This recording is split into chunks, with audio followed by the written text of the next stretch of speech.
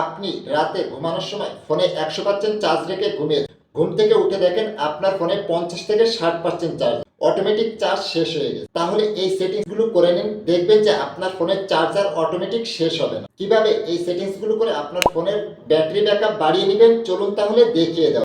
First of all ফোনের সেটিংসটা open করবেন, একটু স্ক্রল করে নিচে আসবেন, পেয়ে যাবেন ব্যাটারি, এর উপরে ট্যাপ করবেন। স্ক্রল ডাউন করে নিচে আসলেই পেয়ে যাবেন মোর সেটিংস, এর উপরে ট্যাপ করবেন।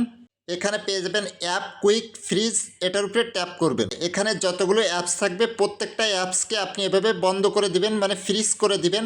একটা একটা করে সবগুলোকে ফ্রিজ করে দিবেন। দেওয়ার পরে এখান থেকে ব্যাকে আসবেন, উপরে পেয়ে যাবেন অপটিমাইজ ব্যাটারি ইউজ, এটার উপরে ট্যাপ করবেন। প্রত্যেকটা অ্যাপসের উপরে ট্যাপ করবেন, ডু নট অপটিমাইজ এটাকে সিলেক্ট করে দিবেন। সিলেক্ট করে দিলে আপনার ফোনের ব্যাকগ্রাউন্ডে এই অ্যাপসগুলো আর চলতে থাকবে না। এতে করে আপনার ফোনের চার্জ অটোমেটিক শেষ হবে না, ফোনে চার্জ বেশি সময় থাকবে।